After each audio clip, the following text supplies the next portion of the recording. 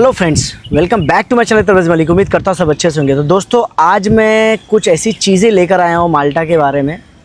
एक अच्छी कंसल्टेंसी है, वहाँ पे एक बड़ी कंपनी के साथ मेरा टाई अप हुआ है, बात हुआ है और उनको कुछ लोगों की ज़रूरत है। जॉब अपॉर्चुनिटी अच्छी है और डायरेक्ट कंपनी हायरिंग है, कोई थर्ड पार्टी के थ्रू नहीं है। तो शुरुआत करेंगे नई चीज़ के साथ। आपको मालूम है कि मेरा जो काम हमेशा माल्टा कंसल्टेंसी सर्विसेज को लेकर रहा है। मतलब जो जितने भी लोगों को मैंने कंसल्ट करके वहाँ पे सेट किया है या जिन्हें लाइफ सेट हुए हैं, उनके रिव्यू भी आप मेरे इंस्टाग्राम पे देख सकते हो। या आपको मालूम 4 साल से मेरा काम कंसल्टेंसी का रहा है हमेशा से, और मैं अच्छे से कंपनी से टाई अप करता रहता हूँ, बात चलते रहते हैं, उनकी रिक्वायरमेंट को फिल करते रहता हूँ मैं, और उनकी जो भी रिक्वायरमेंट होती है मैं आप लोग तक पहुँचाता हूँ। तो अभी मेरी कंसल्टेंसी के थ्रू बात हुई है कंपनी के थ्रू, तो उनको कुछ रिक्वायरमेंट है कुछ चीज़ों के बारे में। मैं आपको पूरी चीज़ बता दूंगा, क्या ओपनिंग है, किस चीज़ की ओपनिंग है, आपको उसमें क्या क्या चीज़ें लगेंगी, आपको क्या सैलरी मिल सकता है, क्या बेनिफिट्स मिल सकता है और क्या आपका एक्सपेक्टेड जो होगा खर्चा आपका हो सकता है। मैं आपको इस वीडियो में थोड़ा क्लियर करूँगा। तो पहले शुरुआत करते हैं दोस्तों कि माल्टा में इस वक्त जो सबसे बड़ा इशूज़ जो चल रहा है, लोगों को ऐसा लगता है कि 300 की जगह 600 यूरो फ़ीस हो गया है, तो ये हमारे लिए बहुत प्रॉब्लमेटिक हो गया। देखिए, गवर्नमेंट है फ़ीस को अप्स एंड डाउन करते रहती है। अब जैसे कि यूएस की वीज़ा है, पहले वो 160 का हुआ करता था, अब 200 हो गया, प्लस 200 डिपॉजिट भी बहुत सारी जगह कंपनी यूएस कंसुलेट ने लेना चालू किया। तो उसमें कोई बड़ी बात नहीं है, गवर्नमेंट की फ़ीस होती है और गवर्नमेंट की फ़ीस नॉन रिफंडेबल होती है केस में भी। आपको मालूम होना चाहिए, बात का क्लियर हो जाए, ताकि वीडियो में कुछ चीज़ें हाइड ना हो। तो 300 की जगह 600 जो रहेगा वो नॉन रिफंडेबल रहता है। गवर्नमेंट में एक बार आपने पे कर दिया तो वो चला जाएगा। उसके अलावा जो आपका खर्चा होता है दोस्तों, वीएफएस एम्बेसी के डॉक्यूमेंट को लेके होता है, जो कैंडिडेट खुद बियर करता है। एक बार आपका मतलब जैसे कि अप्रूवल प्रिंसिपल लेटर आ जाता है, तो जितने भी वीएफएस में डॉक्यूमेंट लगते हैं उसमें जितने भी चीज़ें होंगी, चाहे अपॉइंटमेंट हो, चाहे वीएफएस फीस हो, चाहे डॉक्यूमेंटेशन कॉस्ट हो, चाहे इंश्योरेंस हो, डमी टिकट, ये सारे कैंडिडेट बियर करता है। उसके अलावा जैसे कंसल्टेंसी से जिससे भी टाई अप करते हैं, उसकी एक अपनी वैल्यू होती है। भले आपने कितने भी उनके साथ अपने सर्विस चार्ज के ऊपर कॉन्ट्रैक्ट पे साइन किया हो या डील किया हो, वो आपको उनको पे करना होता है। उसमें भी कुछ ऐसे पेमेंट होते हैं जो स्टार्टिंग में आपको कंफर्म कर लेना चाहिए। किसी भी कंसल्टेंसी के थ्रू आप अगर काम करवा रहे हो तो आप उनसे कंफर्म कर लो कि भाई कितनी सर्विसेज चार्ज आपका नॉन रिफंडेबल रहेगा। तो बहुत सारे लोग क्या करते हैं, काम होने के बाद भी जितने भी आइडेंटिटी माल्टा का फ़ीस होते हैं या वीएफएस के फ़ीस हो, सब कैलकुलेट करके क्लेम करते हैं। वीज़ा अगर रिफ्यूज़ हो जाता है कि भाई इतने सारे पेमेंट आपको देना चाहिए, जबकि आइडेंटिटी माल्टा का फ़ीस एक बार आपका गया तो आपको नहीं मिलता है।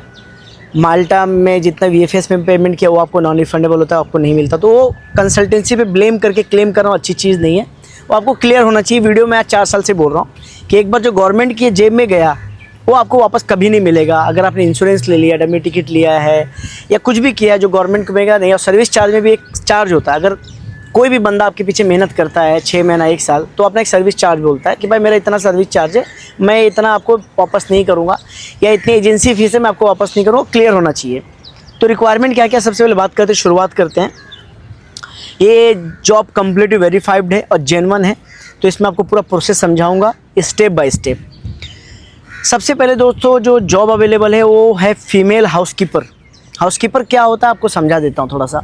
होटलों में जो रूम जब गेस्ट चेकआउट करते हैं तो चेक इन करने के पहले जो सारे सफाई करते हैं, बेड को सजाते हैं, ग्लास को चेंज करते हैं पूरा, उसको बोलते हैं हाउसकीपिंग स्टाफ। वो लेडीज़ चाहिए। ट्रेडमैन चाहिए। ट्रेडमैन क्या होता है, इलेक्ट्रिशियन एंड प्लम्बर, मतलब सारे काम कर सके। ट्रेडमैन का मतलब मेंटेनेंस वाला बंदा, जो छोटी मोटी चीज़ें अगर ख़राब होती है, चाहे लाइट हो, प्लम्बिंग हो, टाइल्स का हल्का फुल्का कुछ हो जाए, कहीं कुछ खरोच चीज़ें ख़राब हो, उसको ठीक करने को बोलते हैं मेंटेनेंस वाला बंदा। ट्रेडमैन उनके लैंग्वेज में बोलते हैं, वो हमें चाहिए, वो उस कंपनी को चाहिए। उसके बाद वेटर और बारमैन चाहिए। ये सारे पोजीशन के लिए इंग्लिश कम्युनिकेशन इंपॉर्टेंट है, राइटिंग और स्पीकिंग बोथ। क्लियर कर देता हूँ, कैंडिडेट को वेल ट्रेन और प्रोफेशनल होना ज़रूरी है, क्योंकि फाइनल इंटरव्यू डायरेक्ट कंपनी लेगा और रिप्रेजेंटेटिव खुद आपका इंटरव्यू लेगा। अगर आप मेरे को CV देते हो एग्जाम्पल के तौर पे, तो आपका खुद इंटरव्यू लेगा। और एक चीज़ बता देता हूँ कि जो फीमेल हाउसकीपिंग और वेटर और बारमैन है, इसके लिए स्किल पास इंपॉर्टेंट है। मेंटेनेंस वाले बंदे जो इलेक्ट्रिशियन है, प्लम्बर जो भी रहेंगे, उनके लिए स्किल पास इस वक्त मैंडेटरी नहीं है। तो सभी पोजीशन के लिए इंग्लिश कंपलसरी है, लेकिन कुछ पोजीशन के लिए स्किल पास नहीं चाहिए, जैसे प्लम्बर और इलेक्ट्रिशियन के लिए मैंने बता दिया। उसके बाद सैलरी क्या रहेगी तो मैं आपको बता देता हूँ। सैलरी जो रहेगी हाउसकीपर का लगभग 1050 के आसपास आपकी सैलरी रहेगी। उसमें टैक्स आपका कट ओवर टाइम अलग रहेगा। मतलब मैं आपको खुले बता देता हूँ कि लगभग 800 यूरो 900 यूरो तक आराम से 1000 यूरो तक आप बचा पाओगे सब कुछ एक्सपेंस निकाल के, क्योंकि वहाँ पर रूम और फूडिंग जो होते कंपनी नहीं देती है माल्टा के अंदर, क्लियर कर देता हूँ। और ट्रेडमैन की जो सैलरी होगी, जो मेंटेनेंस वाली बंदी उसकी सैलरी ज़्यादा होगी, 1200 के प्लस उसकी सैलरी होगी। गवर्नमेंट की फ़ीस मैंने आपको पहले बता दी कि आपको जब इंटरव्यू हो जाएगा, सिलेक्शन हो जाएगा, लिंक आएगा, लिंक पे पेमेंट आपको करना है। उसके बाद वर्क परमिट जो आएगा, वर्क परमिट के बाद जितने भी गवर्नमेंट फ़ीस होंगे, VFS होंगे, वो आपको कॉस्ट लगेगा। ये फ़ीस नॉन रिफंडेबल होता है, ये रिफंडेबल आपको नहीं मिलता है कभी भी। और अगर आपका वीज़ा रिजेक्ट हो जाता है या तो एक बात याद रखना कि वीज़ा जो देने का काम होता है वो इमिग्रेशन का होता है, बट अगर आपका सिलेक्शन सही हुआ है, सही इंटरव्यू है, कंपनी अच्छी है, तो वीज़ा रिफ्यूज़ल बहुत कम होता है। अब अलबत्ता आपने कुछ मिस्टेक लाइफ में नहीं किया हो, इंटरव्यू देने में बहुत से लोग गड़बड़ कर देते हैं, उसमें नहीं किया हो।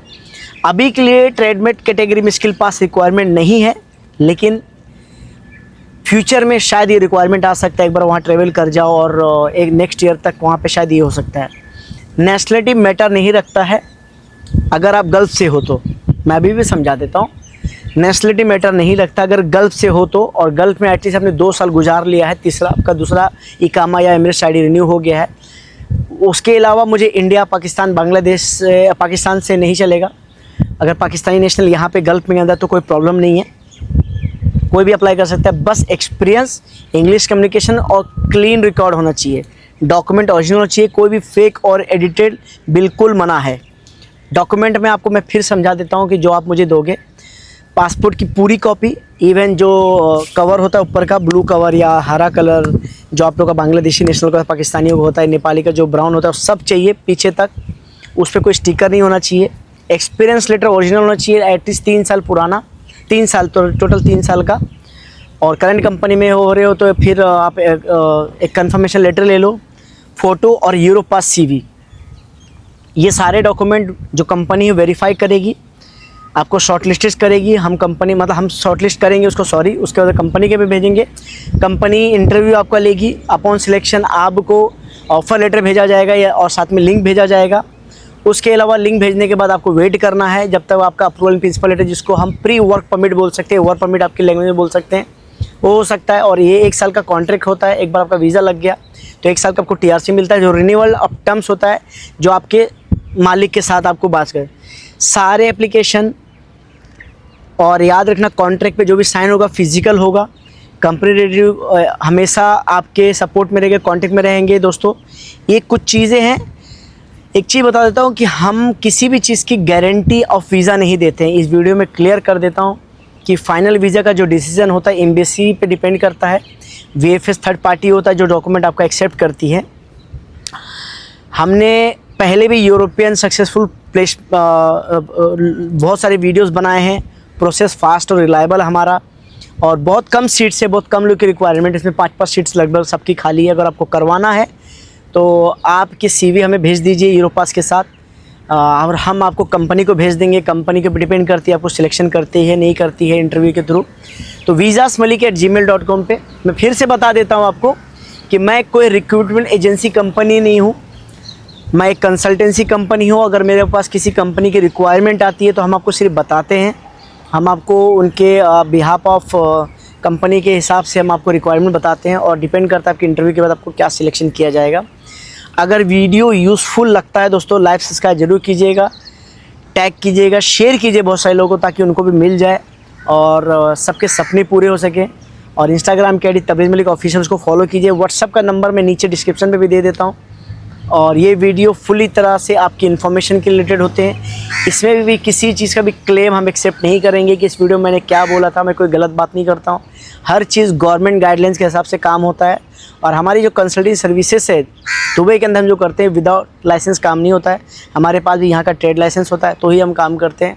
आप कॉन्टेक्ट कर सकते हैं visasmalik@gmail.com पे। इसके अलावा आप हमारे व्हाट्सअप नंबर पे मैसेज कर सकते हैं या ईमेल कर सकते हैं। थैंक यू वेरी मच आप सबका दोस्तों। उम्मीद करते हैं कि वीडियो आपको अच्छा लगता है। तबरेज़ मलिक के चैनल को सपोर्ट कीजिए और बहुत सारा प्यार। बहुत शुक्रिया आप लोगों का। Thank you.